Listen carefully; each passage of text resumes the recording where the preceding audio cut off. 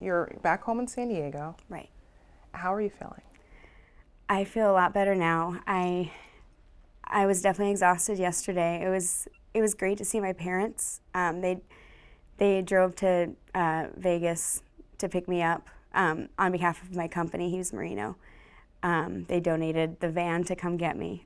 What initially brought you to Vegas? Were you there to celebrate? Were you there specifically for the concert? We were specifically there for the concert. We absolutely love country music. My three best friends, we've known each other since third grade, so we do everything together.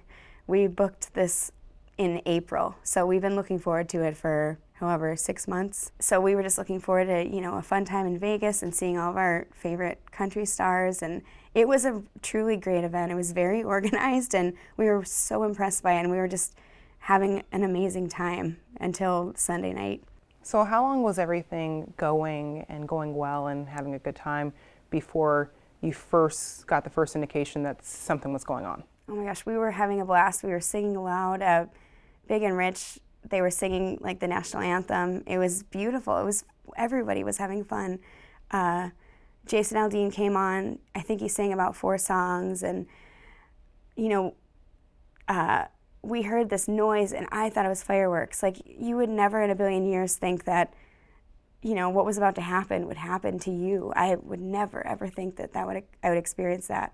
And when Jason Aldean was on the stage, from the reports that I've read, he initially kept playing because it's so loud on the stage. Yeah. So what are you hearing as you're enjoying the show, and what do you think you're hearing? Totally. So I was on the left in the crowd, and I saw Jason. We heard the noise.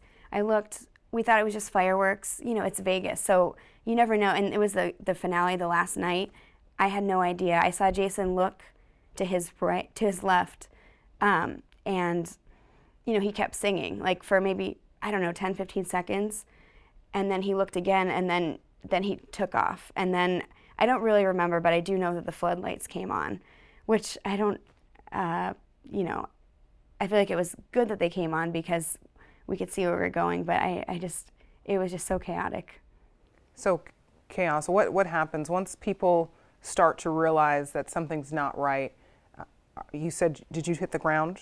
We hit the ground. I had no idea what to do. I had never heard gunshots before, so I didn't even realize what it was. My best friend told me to drop to the ground. We heard a pause. We all got up. We were holding hands. I know I was holding hands with my friend Michelle, but there was just thousands of people running, so there was no way we separated it.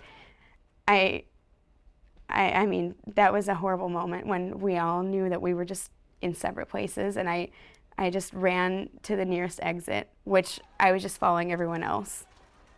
It was a complete blur. I have to say, I was running completely alone, and this family took me in. I don't even know what I said to them, but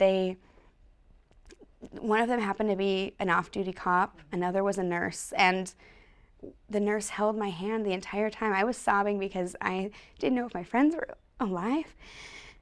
And they kept me calm, and they made sure that I was on the inside. They were protecting my body, even though I was a complete stranger. They didn't know me. They were a family, yet they were protecting me.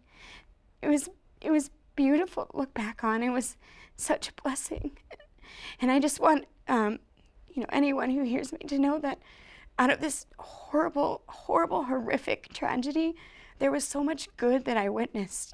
So many people helping strangers. My best friend who got shot in the foot, someone noticed that she was alone too, and they said, grab onto my belt so we won't lose you, and they took her to the hotel room.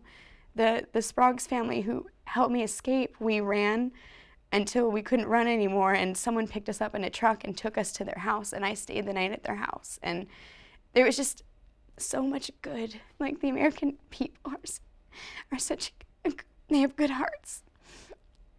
Just, there's so many Americans that made this tragedy just not